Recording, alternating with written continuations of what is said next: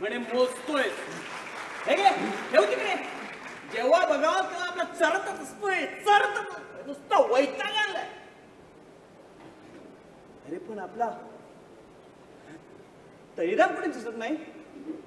तळीराम, हे तळीराम, तळीराम, अरे तळीराम.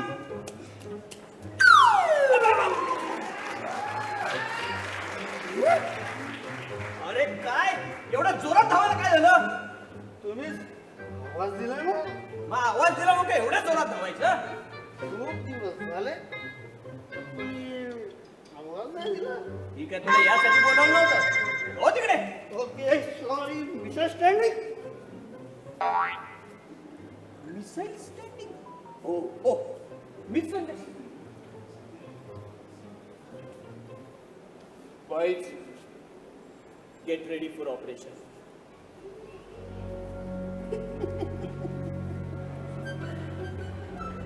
श्वासोश्वास हळू करा. डोक्यातला गोंधळ शांत करा. इंद्रियांच्या हालचाली हळूहळू थांबवा. जठरातला अग्नी थंड करा. लहान मोठं छोटं मोठं, एक हृदय दोन किडन्या सगळ्या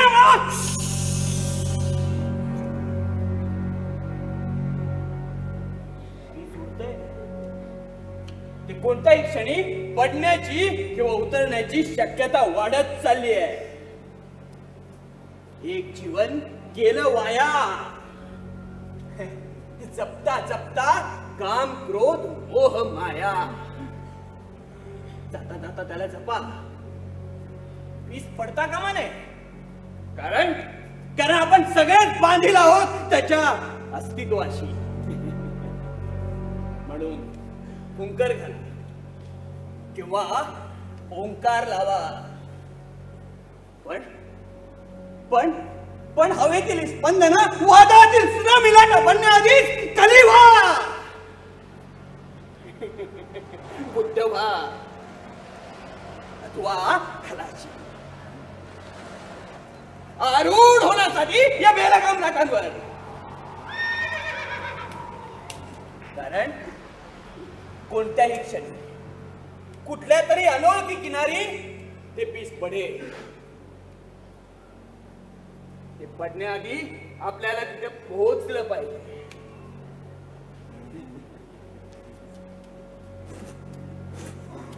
हुंकार घालायला किंवा अस्तित्वाचा ओंकार लावायला.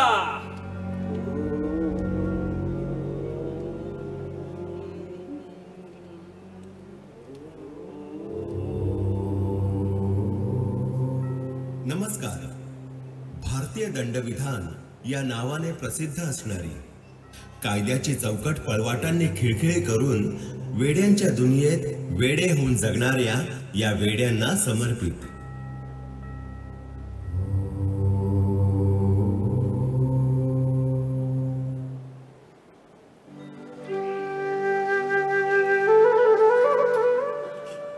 सुस्वागतम.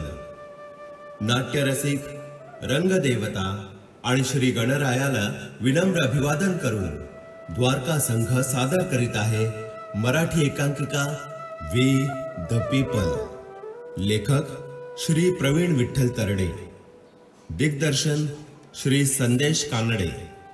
संगीत संयोजन आणि प्रकाश योजना श्री जितेंद्र भगत आणि श्री संतोष घाडीगावकर. तर रसिको, द्वारका संघ सहर्ष आणि सविनय सादर करीत आहे कायद्यातील त्रुटी आणि सामाजिक बांधिलकी हाताळणारी मराठी एकांकिका वी द पीपल.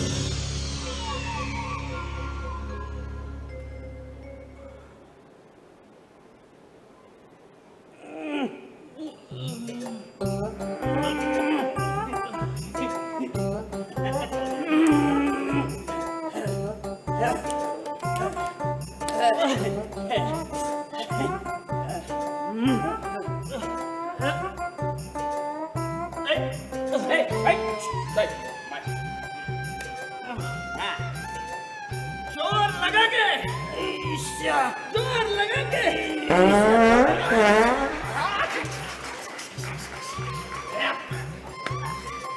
अति खाण्याचे परिणाम आम्हाला असे भोगावे लागतात.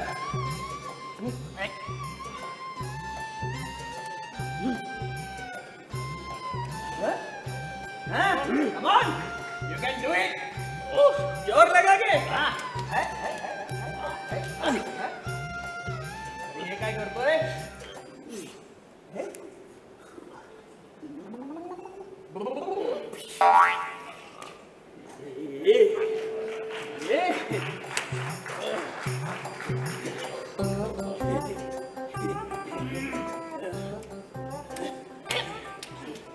आज पुन्हा या वेड्यांना कोणीतरी सांगितलेले दिसतंय की व्यायामशाळा म्हणून.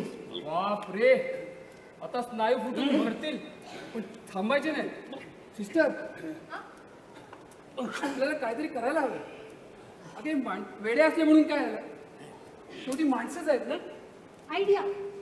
आत्ता गंमत बघाच. अय्या, कुलकर्ण्यांच्या घरात हे काय चाललंय? माझं घर, माझी खुर्ची, माझी. कोण तू? मी तुमचं वर्तमानपत्र. अरे वा.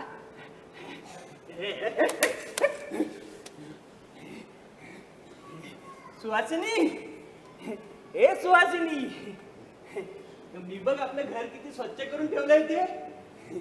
सुहासिनी, अगं ऐकतेस ना? हे पहा, मी सुहासिनी नाही आणि हे तुमचं घरही नाही. हे वेड्यांचं इस्पितळ आहे, त्यामुळे मला सिस्टरच म्हणत जा. वा वा, छान छान. म्हणजे माझ्याच घरात माझ्या बायकोला मी सिस्टर म्हणायचं आणि तू मला काय म्हणणार? ब्रदर. मी तुम्हाला ब्रदर म्हणेल नाही तर फादर, पण तुम्ही मला सिस्टरच म्हणायचं. हे सगळेजण म्हणतायतच ना.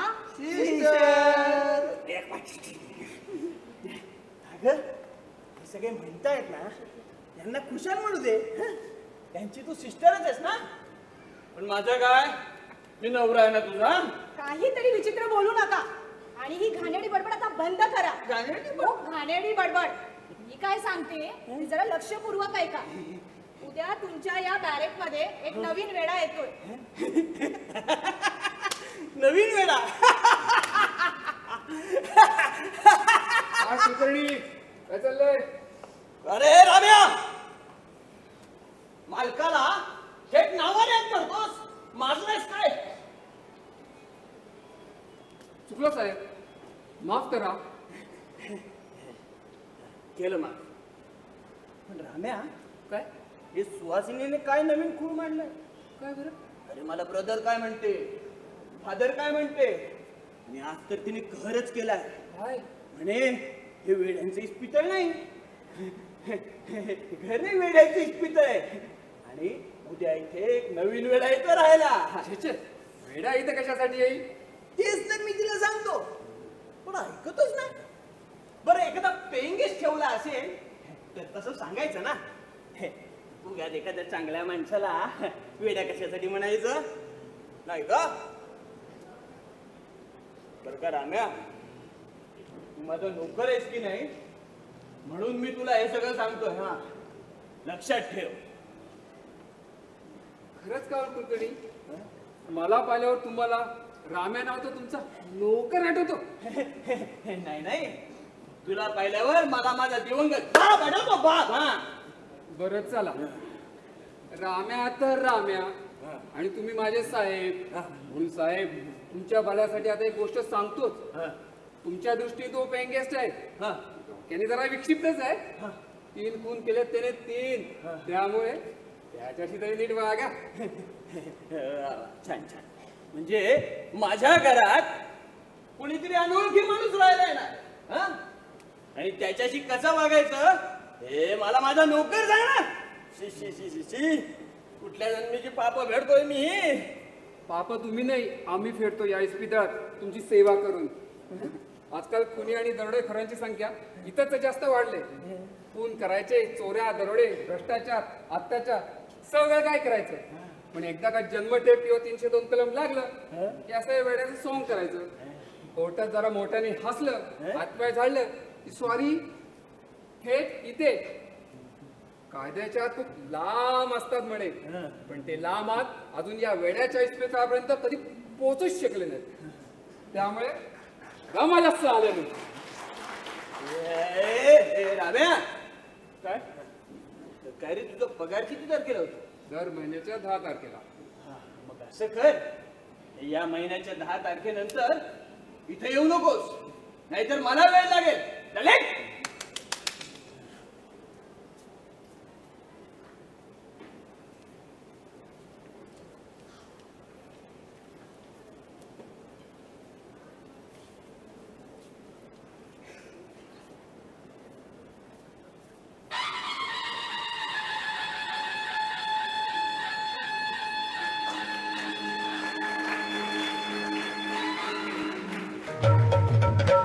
इन्हीं लोगों ने इन्हीं लोगों ने इन्हीं लोगों ने इन्हीं लोगों ने इन्हीं लोगों ने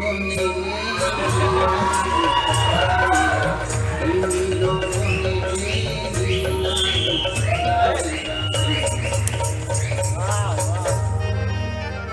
इन्हीं लोगों ने ले लीना दुपट्टा मेरा. इन्हीं लोगों ने ले लीना दुपट्टा मेरा. वा वा वा. चला कुलकर्णी उठा आता. डॉक्टर साहेब, ओ महाराज म्हणा महाराज, ते का दरबार भरलेला दिसतोय. महाराज हा. मला आपल्याशी बोलायचंय. हा. बोला प्रधानजी, बोला. महाराज हा. काल दुपारी आपल्या ठरल्याप्रमाणे हा. आपल्या या महालात हा. एक नवीन पेंगेस येणार होता. मग आलाय का तो? आला असेल का त्याला आमच्या समोर हजर करा. नशी आज्ञा महाराज. हा. पण आठवण म्हणून सांगतो, हा. जरा जपून. हा. 3 खून केले त्याने 3. प्रधानजी, आज पावेतो रणांगणात हजारो गरिबांना आम्ही जमासंधी झाडले. इथे त्या 3 खून केलेल्या बगावतखोराची काय विषयात पाठवा त्याला. अहो सिस्टर, कोणीतरी समजावं याला.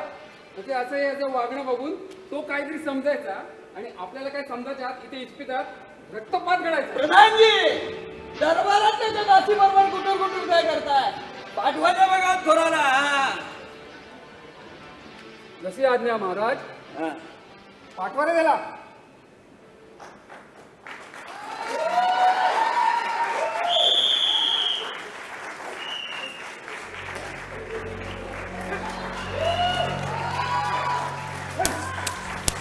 अरे हो, जरा हळू.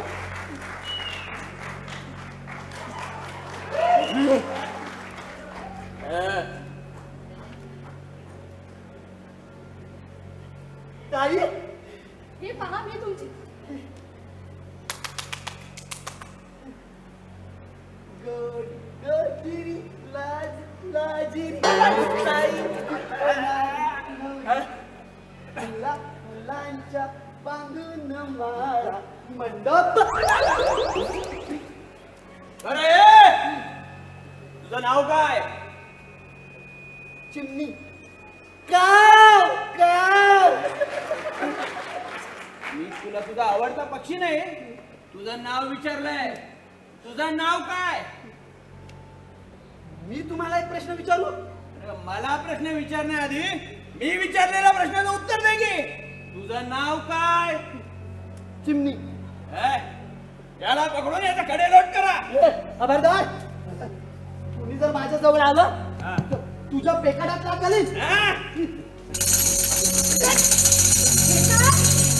घरी पुन्हा बोलणार. माझं काय? माझं काय रे? माझं काय?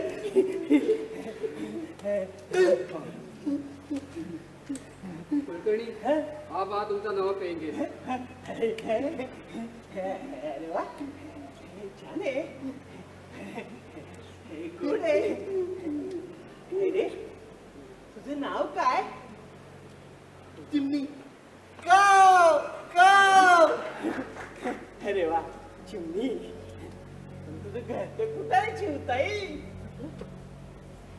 ते गेलं वाहून. वाहून गेलं अरे पण वाहून तर शेणाचं जात ना तुझं घरट तर मेणाचं असेल ना बहुतेक. मी तुम्हाला एक प्रश्न विचारू? आता आपली ओळख झालीच आहे तर विचार.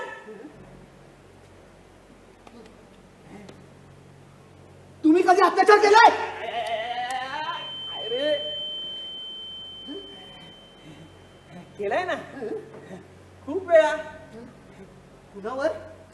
माझ्या बायकोवर. म्हणजे बघा मी तिला बुक्क्यांनी लाटीने काठीने जसं हवं तसं मारतो. आणि एका माणसाने दुसऱ्या माणसाला मारणं म्हणजे अत्याचारच नाही का? म्हणजे तुम्ही असा अत्याचार केला तर? हो. पण तुम्ही असे कौटुंबिक जिव्हाळ्याचे प्रश्न काय विचारताय? नाही, अत्याचार हा कौटुंबिक शब्द नाही. नसू दे कौटुंबिक नसू दे नाही तर सार्वजनिक असू दे आपल्याला काय करायचं. कोण सुहासिनी? हे पहा ही सुहासिनी मी हिच्यावर अत्याचार करतो. Kulkarni mind your language. माझ्या वयाची मुलगी असेल तुम्हाला.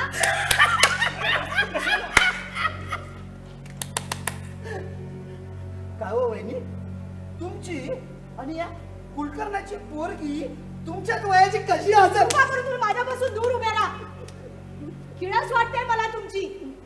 तुमच्या अंगातून अजूनही त्या तीन निरपराध माणसांच्या कुणाचा वास येतोय. ते हरामचो नव्हते. काय हो वहिनी, मी कशाला कोणाचा खून करीन? इथं चिमणी आहे ना, चिमणी. अरे जाऊ दे तिच्या बोलण्याकडे लक्ष देऊ नको. ती असंच काहीतरी बडबड करत असते. काल परवा मलाही ती तेच म्हणत होती.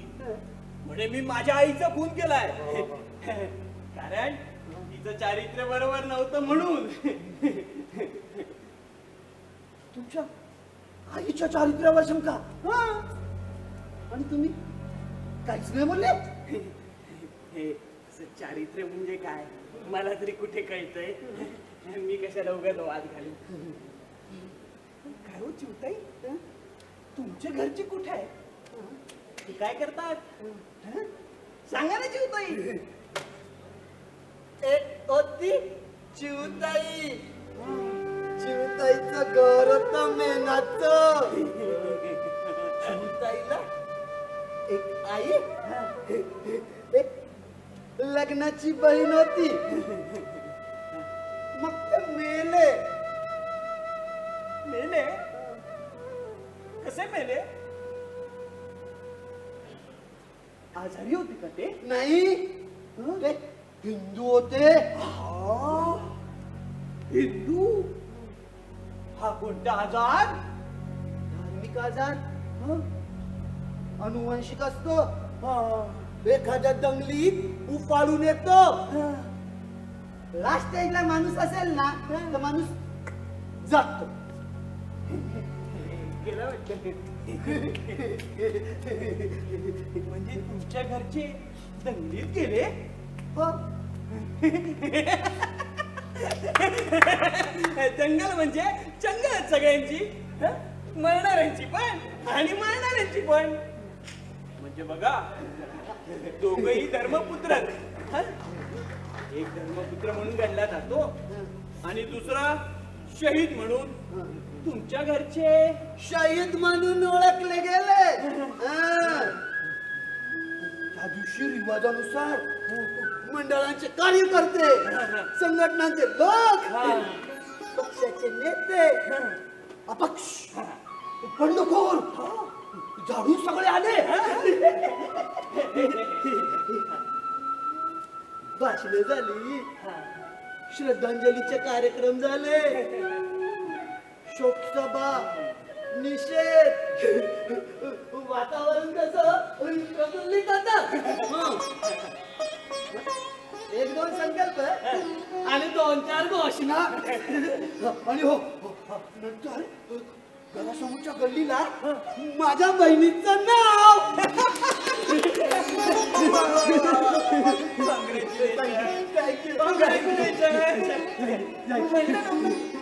दंगल म्हणजे चंगळच सगळ्यांची. मी तुम्हाला पुन्हा एक प्रश्न विचारू.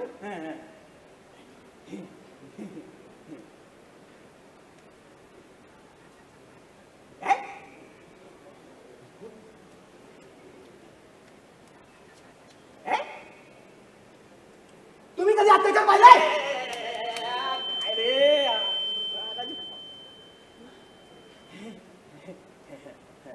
पाहिलंय ना इंग्लिश चॅनलवर. सुहासिनी झोपली ना की मग गुपचूप. तुम्ही पाहिलाय? कुठं? होम टीव्ही वर. म्हणजे माझ्याच घरात अत्याचार झाला माझ्या बहिणीवर. मग ती मेली.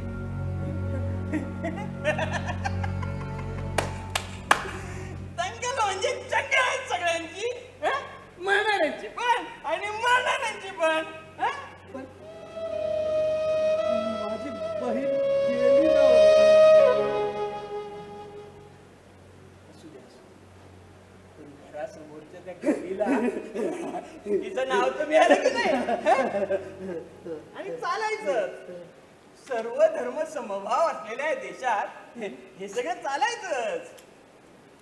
म्हणजे बघ, आज जर दंगली मुस्लिमांची, पारशांची, ख्रिश्चनांची 2 घरं झाली ना तर हिंदूंची 2 घरं झालीच पाहिजे. कारण सर्व धर्म समभाव. आज जर एखाद्या अन्य धर्मीय अबलेवर अत्याचार झाला ना तर आपल्या धर्मातल्या मुलीवर अत्याचार झालाच पाहिजे. कारण सर्व धर्म समभाव. तुझ्या बहिणीच्या बाबतीत पण असंच काहीतरी घडलं असेल नाही? तेव्हा कुठे ते दंगलीतलं सर्व धर्म समभावाचं अकाउंट टॅली झालं असणार. नाही, त्यावेळी आमच्या चाळीतल्या कुठल्याच अन्य धर्मीय मुलीवर अत्याचार नव्हता झाला. असं काय करते का चिवताई? तुझ्या चाळीतल्या नसेल, तुझ्या शहरातल्या, तुझ्या राज्यातल्या, तुझ्या देशातल्या कोणत्या तरी मुलीवर अत्याचार झाला असेल ना. सर्व धर्म समभाव हा सारा देशभर असतो. असा आपला देश. सुजलाम सुफलाम सुश्च श्यामलाम. भरलेल्या वृक्षांचा, फुललेल्या फुलांचा, हिरव्यागार वनराईचा आपला देश. महान आपला देश, महान आपला देश, महान आपला देश. पक्ष्यांच्या थव्याचा, प्राण्यांच्या कळपाचा, मधमाशांच्या पोळ्यांचा देश. महान आमचा देश, महान आमचा देश. रामायण गीता गाथेचा देश, राधा मीरा सीतेचा देश, द्रौपदी आणि सुभद्रायांच्या भावांचा देश, आदी माया, आदी शक्ती, महिषासुर मर्दिनीचा देश. महान आमचा देश, महान आमचा देश, महान आमचा देश. कसले स्त्रियांची संस्कृती आणि परंपरेचे गोडवे गातायत. तुमच्या या स्त्रीला मानणाऱ्या या देशात तिच्या बाबत घडणारे गुन्हे पाहून मन सुन्न होत. दर आठवड्यात 30 अत्याचार, 362 हुंडाबळी, 1207 महिलांची आत्महत्या, सैकडो गर्भपात आणि करोडो गर्भलिंग निदान चाचण्या. आणि तुम्ही म्हणे महान आमचा देश. महान आमचा देश, महान आमचा देश. आणि महत्वाचं म्हणजे हे सगळे नोंदवलेले गुन्हे आहेत, ज्यांची शासकीय दरबारात नोंद आहे. जे नोंदवलेलेच नाही किंवा दडपण्यात आले त्याबद्दल तर न बोललेलंच बरं. आणि म्हणे महान आमचा देश, महान आमचा देश, महान आमचा देश. पण तुमच्या देशात सीतेला त्यागलं, राधेला चुरवलं, मीरेला विष पाजलं आणि हाच इतिहास अनुसरून कित्येक वासनाकांड, हत्याकांड, सामूहिक अत्याचारांनी तर मैदान गाजवलं आणि तुम्ही म्हणे महान आमचा देश.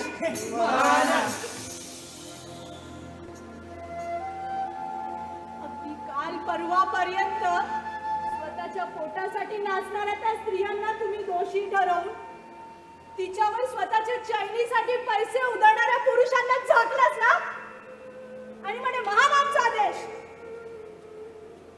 आता तुमच्यातल्या प्रत्येकाने स्वतःच्या मनाला विचारा, आपण किती संस्कृती प्रधान आहात आणि किती पुरुष नालायक सगळे.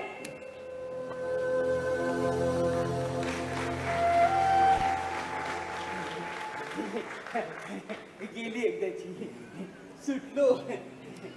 मित्रांनो, आपण कुठे होतो?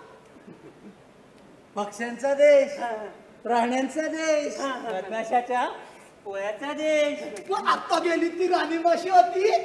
छे छे, राणीमाशी कुठली? पुतना मावशी होती ती. आपल्या गोकुळात विष कालवणारी होती. मग न मरताच गेली म्हणजे ती पुतना मावशी नव्हती. आणि तिची ती आकडेवारी खरी असेल तर त्यात माझ्या बहिणीचा नंबर किती वा? साकड्यात अडकून तिच्या शब्दात सापडू नकोस. खोटी आहे ती. सर्व धर्म समभाव खूप मोठा आहे.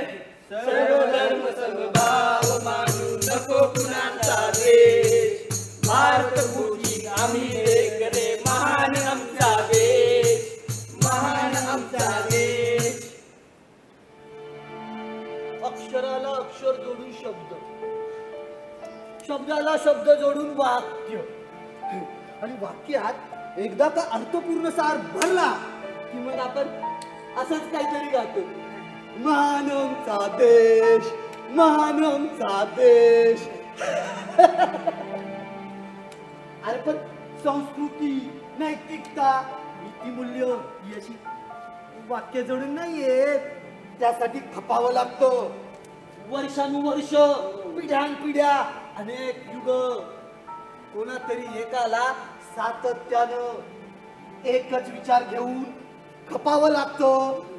तेव्हा कुठे निर्माण होतात या रूढी, परंपरा. लोकशाहीची धर्मनिरपेक्ष तत्व हेच तर सांगतात. हिंदू, मुस्लिम, सिख, इसाई, हम सब है भाई भाई, हम सब है भाई. बंद करा. या जगात कुणीच कुणाचा भाऊ नाही. सगळे साले पैरी नरभक्षक. रक्त पिपासू कीटके कीटक. ही कागदोपत्री एकी सांगणारी लोकशाही मला मान्य नाही. We the people of India, having solemnly resolved to its constitution, socialist, democratic, republic, secular, to secure all its citizens. नाही, मला हे मान्य नाही. मान्य करावं लागेल. माझी बहीण मला आणून द्या. ते आमच्या हातात नाही. कारण कारण तुम्ही सगळे भ्याड आहात. तुमच्या त्या शब्दा, तत्व, ब्रीदवाक्य,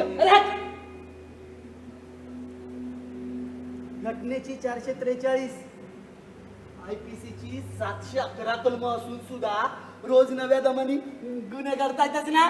तेही आमच्या हातात नाही. न्याय, समता, बंधुता,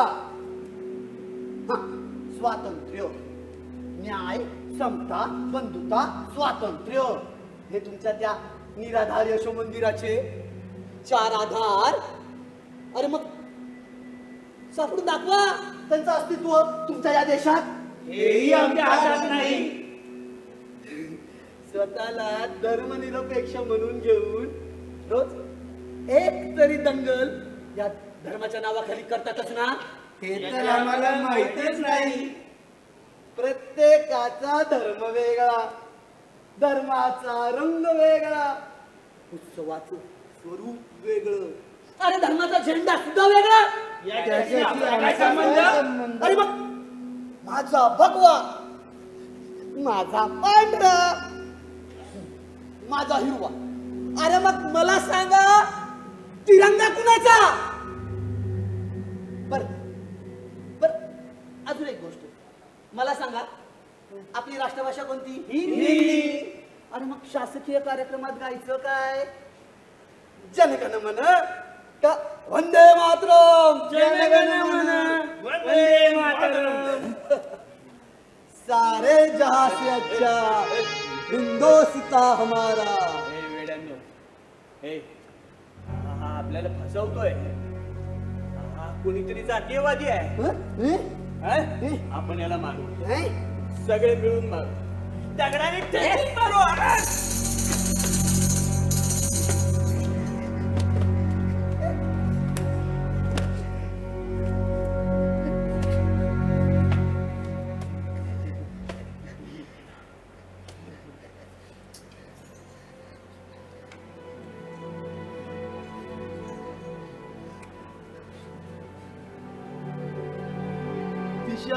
क्षणात दुसर झाल्या बंदिवान वाटा.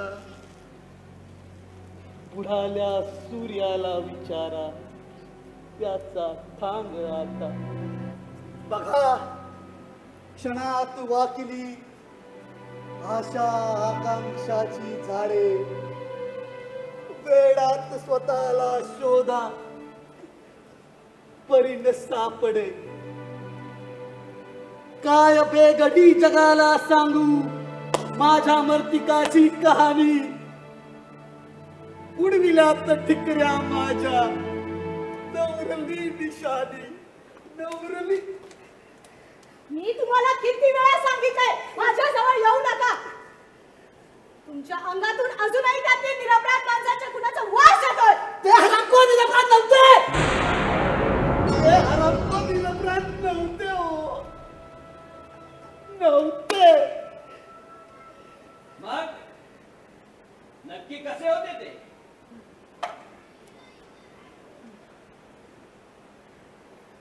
सांग ना,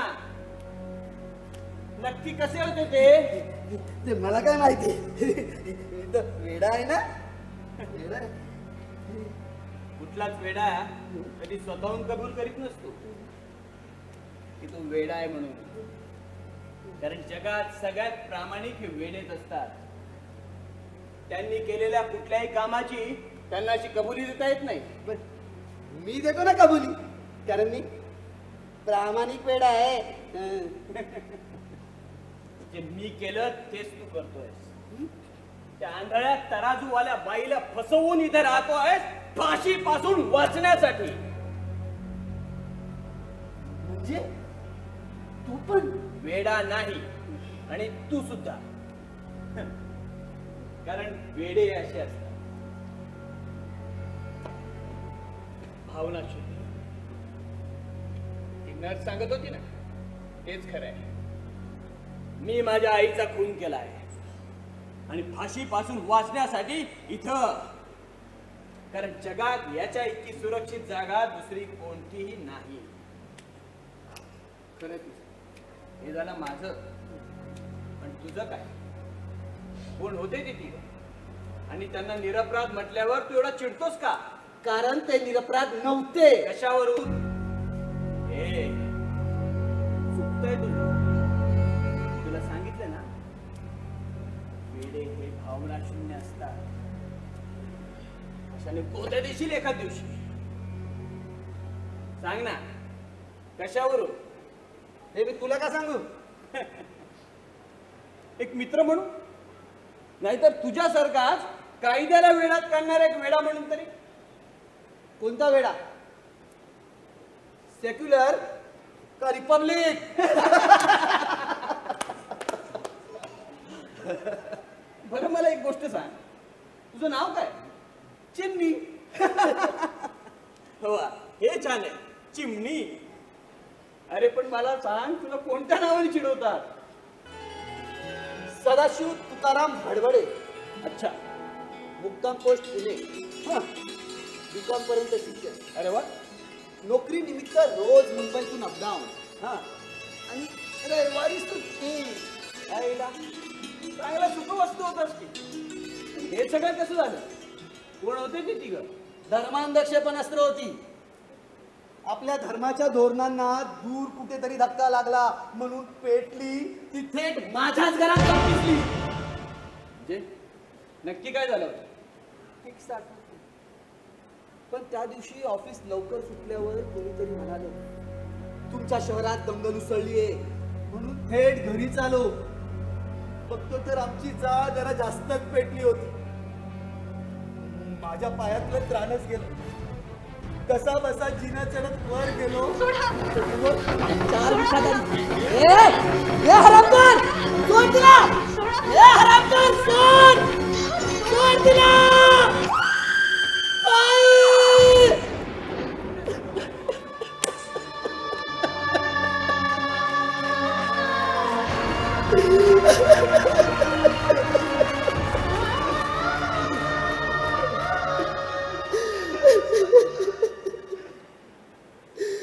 गोड गोजिरी लाज लाजिरी ताई होणार.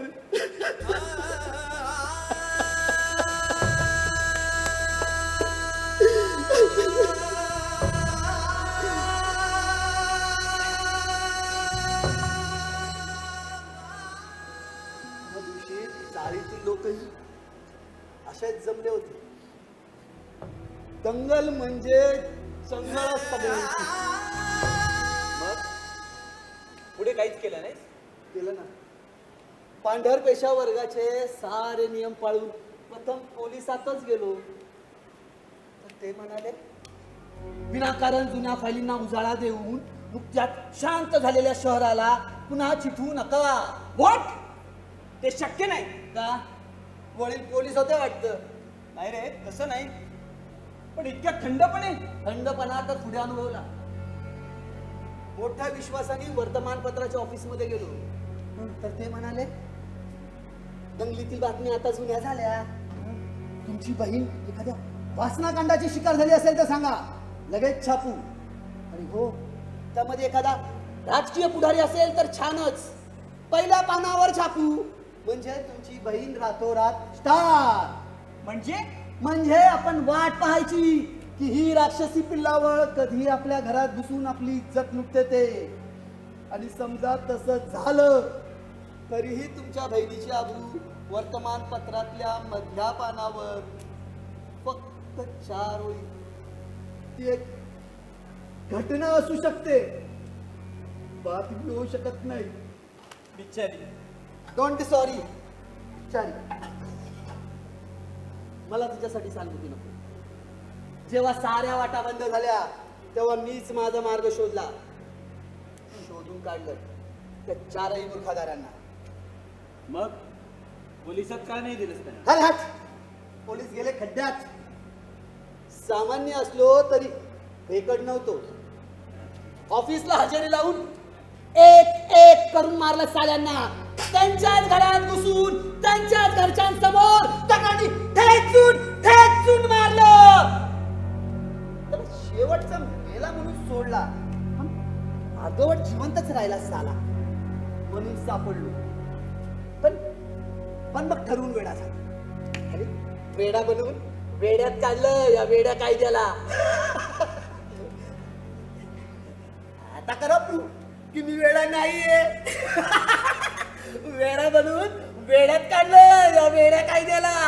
पोलीस गेले खड्ड्यात. सामान्य असलो तरी भेकड नव्हतो. ऑफिसला हजेरी लावून एक एक करून मारलं साल्यांना. त्यांच्याच घरात घुसून त्यांच्याच घरच्यांसमोर दगडांनी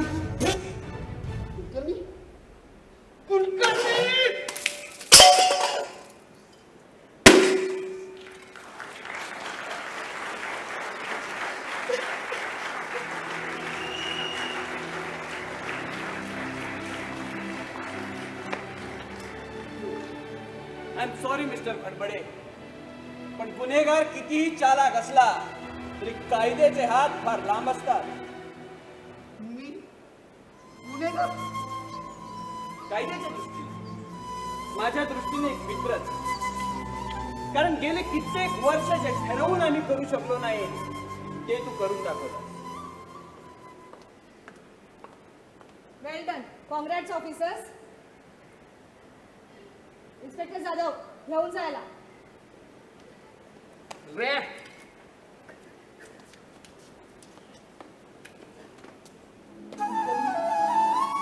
एक गोष्ट सांगतो, खोट का होईना आईच्या चारित्र्यावर शिंतोडे नका उडू. फार पवित्र नातं असतं ते, फार पवित्र. Officers once again congrats. Thank you madam.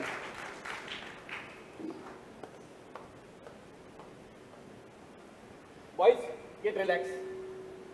Madam गेल्या हे सगळं आवडून घ्या नंतर.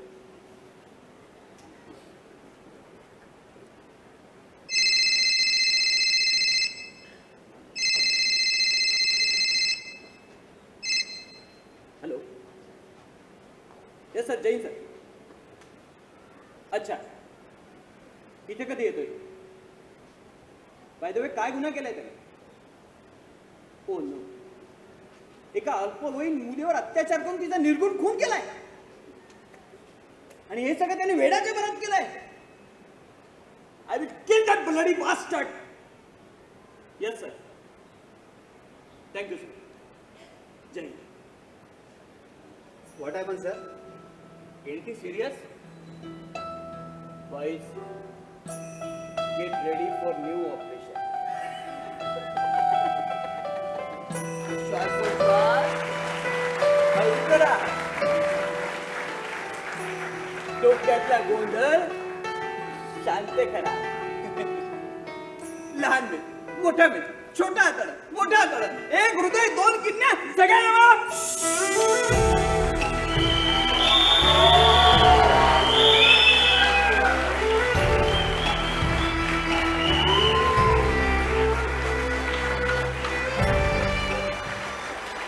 द्वारका संघ सादर करत होते मराठी एकांकिका वी द पीपल.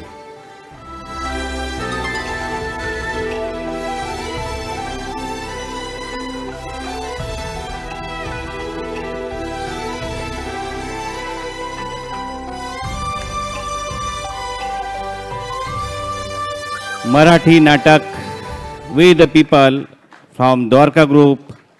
ये प्रस्तुति आपके सामने. आपकी तालियां कलाकारों का हौसला बढ़ाती है. Light please. यहाँ पर उपस्थित सभी नाट्य प्रेमी को फिर एक बार याद दिला दे, कल पोएट्री कॉम्पिटिशन्स सुबह 10 बजे यहाँ पर होने वाली है.